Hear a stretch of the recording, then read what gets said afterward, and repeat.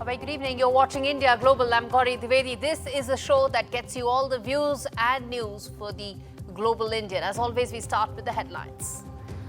First up, there's a travel ban that has been imposed by the Trump administration on 12 countries America feels that are most unsafe. Interestingly, the list does not feature Pakistan, a known terror haven. We decode why.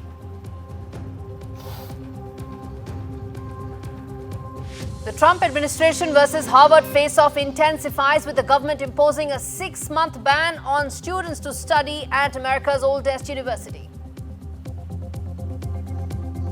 In signs of deepening nexus between Moscow and Pyongyang, North Korean dictator Kim Jong-un backs Russia unconditionally and promises to expand ties further.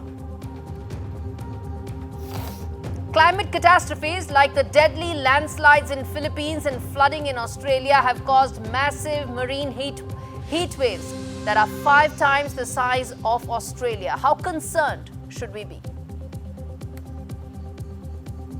And in a huge boost to defense and aerospace manufacturing in India, the country will become the first, other than France, to manufacture Rafale's fuselage.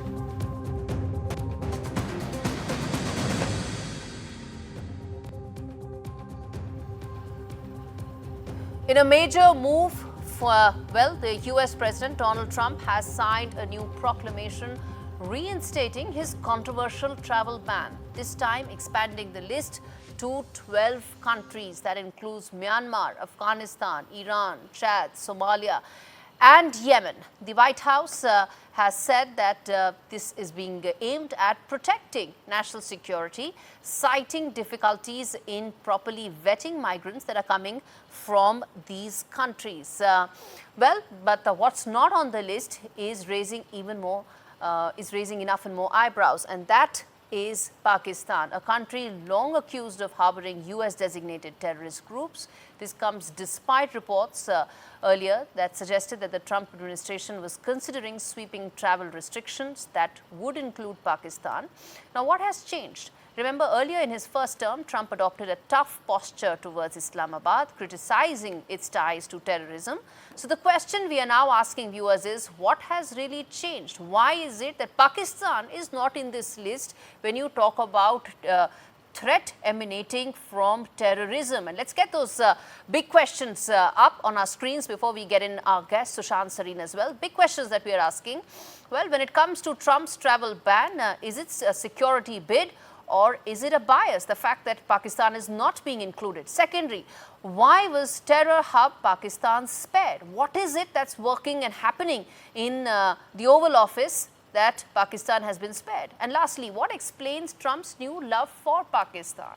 And will the US hold Pakistan accountable, given the fact that some of the world's most dreaded terrorists are based in Pakistan, operate out of that territory, completely having state patronage? Let's get in. Sushant Sareen, Strategic Affairs expert, Senior Fellow at ORF, joining me on the broadcast. Sushant, the question is what many would be baffled by, which is that when you talk about extremism, when you talk about threat, how is it that Pakistan doesn't feature in this list of 12 most dreaded countries?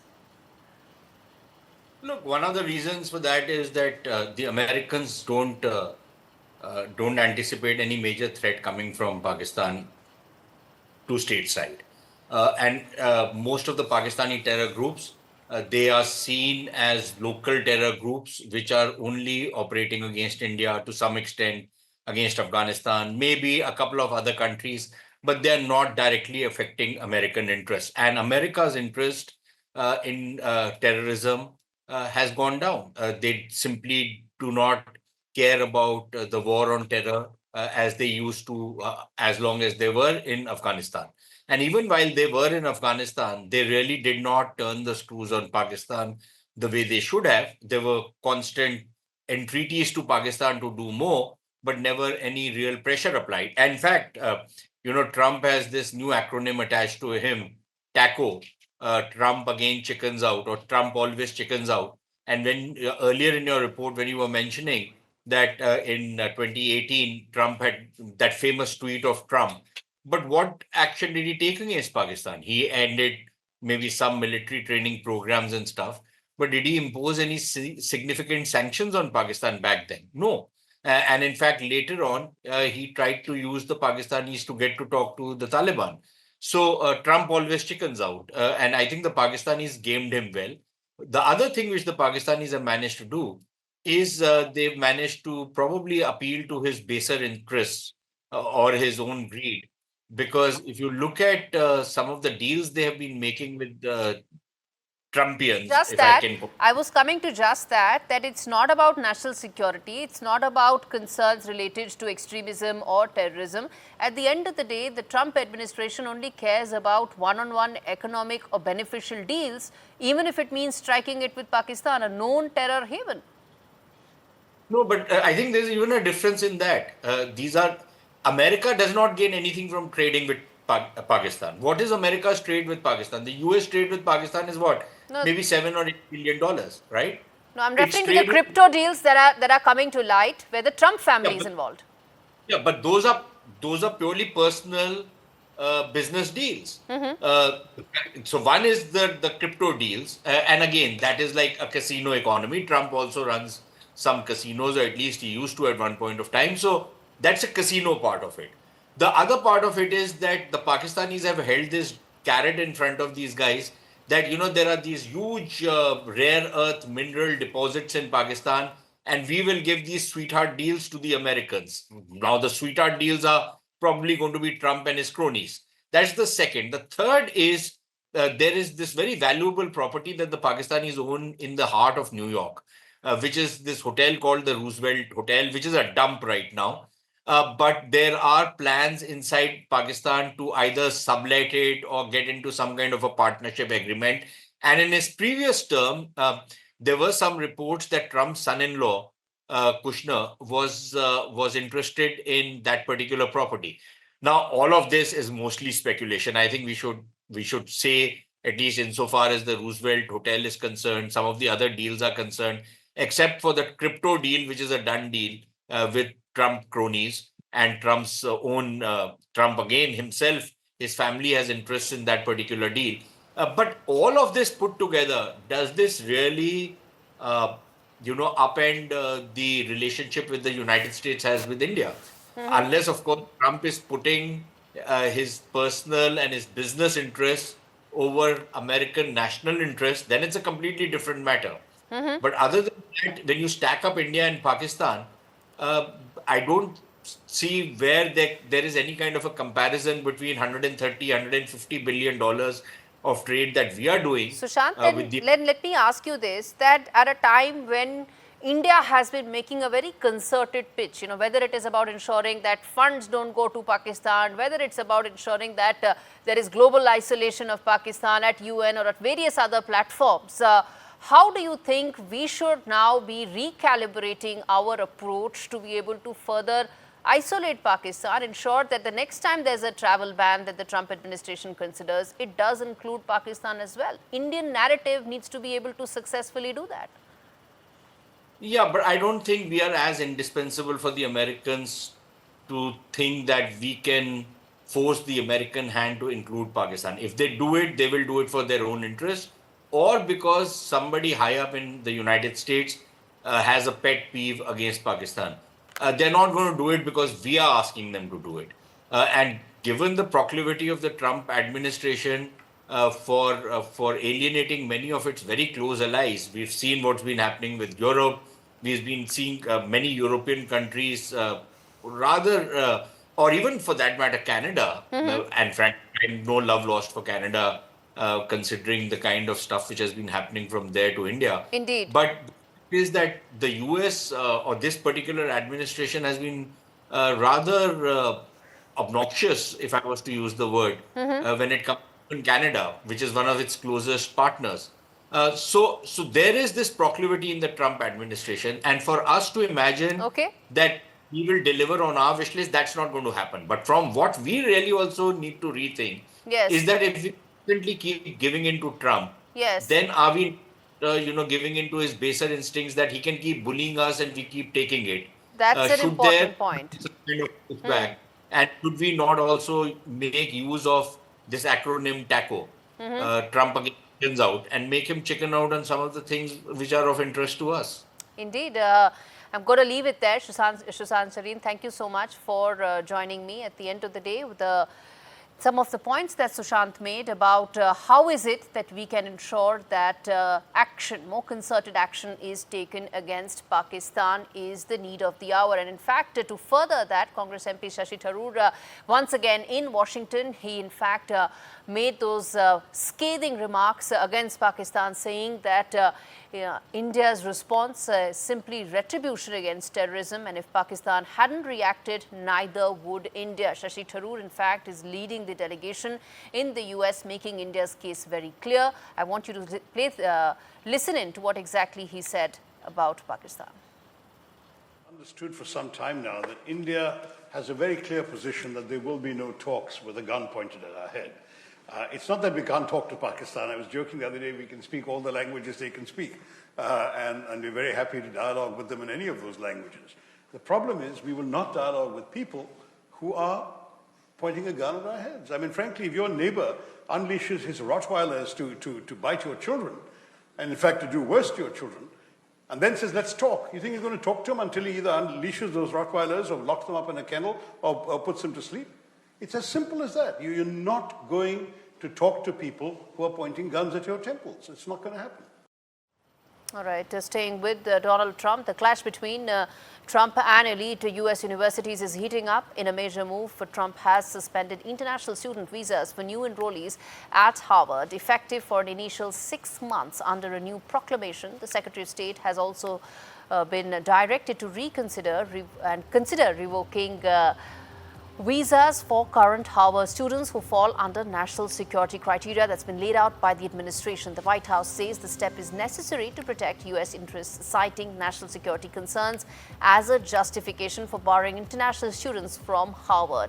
Meanwhile, Columbia University is also under fire. The Department of Education has challenged its accreditation status, alleging the university no longer meets federal standards. The administration has accused Columbia of violating anti-discrimination laws, a move that could have sweeping consequences for colleges and universities, as education experts suggest it eliminates protections for students.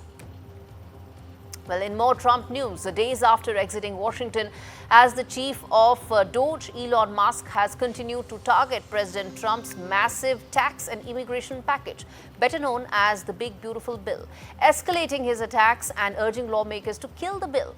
This came hours after several government agencies projected that the bill would add more than $2.4 trillion to the national debt over the next decade. Not just Musk, many hardline Republicans have also ramped up their attacks against the sprawling $4 trillion mega package that Donald Trump's administration has come out with. All right, on that note, viewers, we slip into a very short break. We come back with more news on the other side. Stay with us.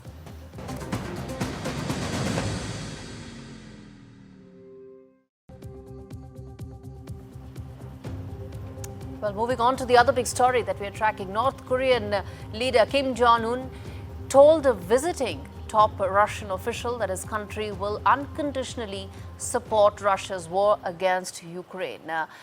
The latest sign of expanding cooperation between the two countries. In April, the two countries officially confirmed North Korean troops' deployment to Russia for the first time in the war, saying the soldiers of the two countries were fighting alongside each other to repel a Ukrainian incursion into Kursk region of Russia. At the time, Russian President Vladimir Putin thanked North Korea's participation in the war and promised not to forget their sacrifices. In a meeting with Russian Security Council Secretary Sergei in Pyongyang on Wednesday, Kim affirmed that North Korea will unconditionally support the stand of Russia and its foreign policies in all crucial international political issues, including the Ukrainian matter. This renewed show of unity comes as Putin pledges to retaliate against Ukraine for last weekend's unprecedented drone attack.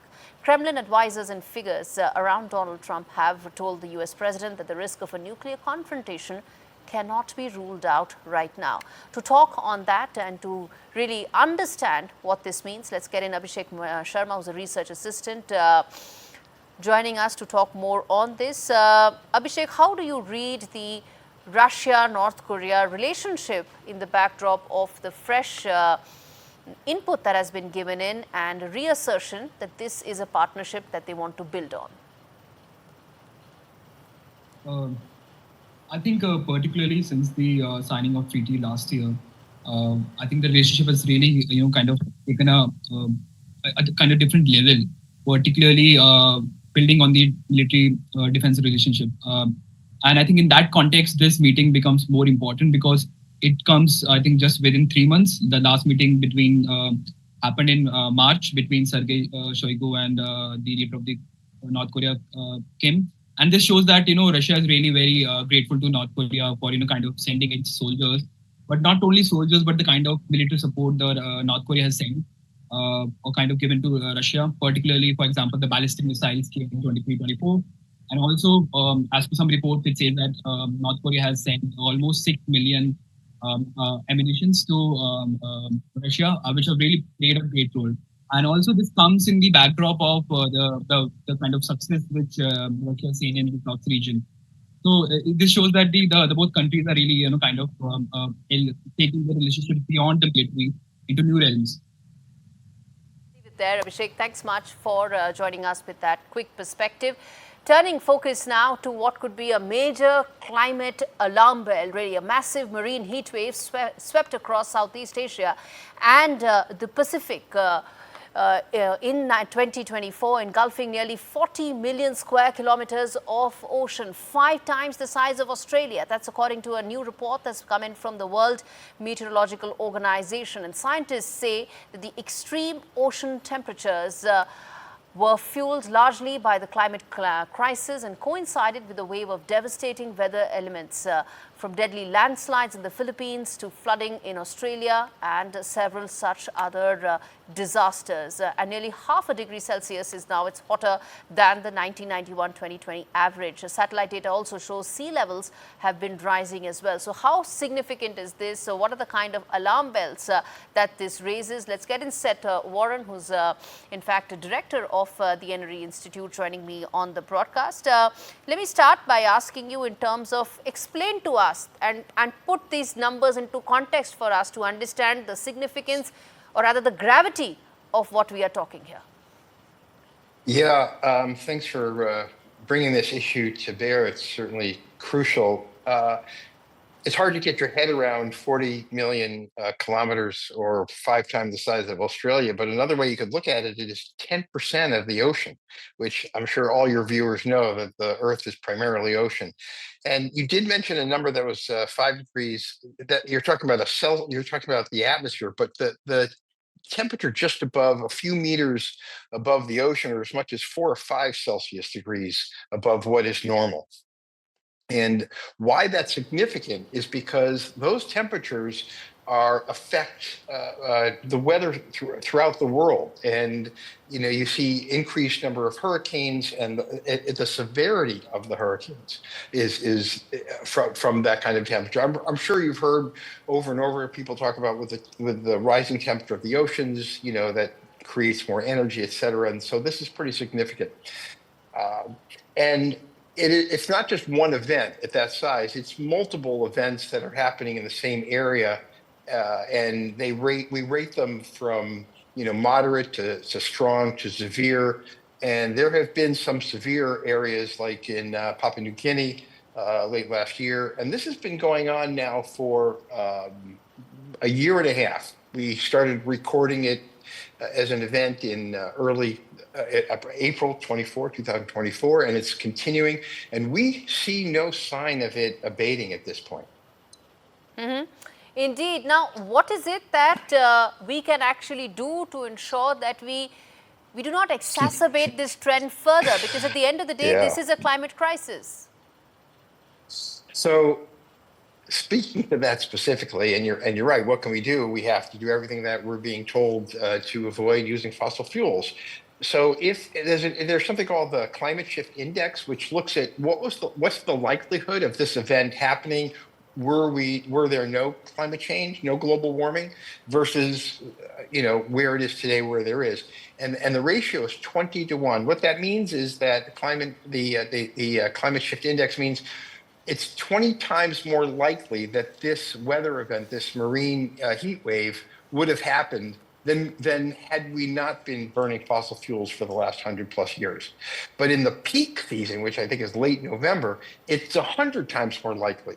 So the answer is quite obvious. We need to find a way to stop using fossil fuels. And as you talked about some of the things that's going on in the United States and the unfortunate that the United States has walked away from the Paris Agreement. Hopefully that will not encourage other countries to do the same. US has also identified millions of square kilometers of land that it will now be drilling more in Alaska. So what are we really talking about here? What else can be done? Let's talk about that, sir. Well, certainly, for folks in the States, we need to call our legislators and tell them that, but I have seen that throughout Asia, the electric cars are becoming more popular, which is great. I've seen it in India, I've seen it in China, I've seen it in Vietnam, throughout. So I think that's one of the things that we can do. We have to be more attentive to. So there's two sides of the equation.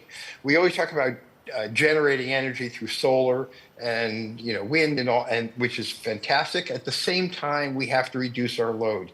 And again, Asia is way ahead. Your air conditioner is an inverter-driven air conditioner. In the West, United States, for example, you rarely see an inverter-driven air conditioner, which is 30% more efficient. Why is that? Well, because there are industries and politics that are involved in changing the way things are being done. So the answer is we have to do what we all know we have to do, which is not necessarily sacrificing, but to shift the way in which we're using energy. All right, let's leave it there. Sir, thanks much for speaking to NDTV. Well, we have limited, if any, options there, don't we? Shifting focus now to Japan, which is taking another bold leap into space. Tokyo-based startup iSpace is preparing for its second moon landing attempt this Friday, 2 years after its first try ended in failure. If successful, it would mark the first controlled lunar touchdown by a non-American private company. The mission is part of the growing commercial interest in the moon, and iSpace has big plans envisioning a lunar colony of 1,000 people by the 2040s and at least 7 more missions through 2029. Their lander, called Resilience, is currently orbiting 100 kilometers above the moon and carries a microwave-sized rover built by iSpace's Luxembourg unit. If it lands safely, it will explore the Mars Frigoris, a lunar plain near the North Pole. All right, with that, it's a wrap on this edition of India Global. On the other side, we have a very special show, Fault Lines, where we decode what's really happening in Nepal. Stay tuned.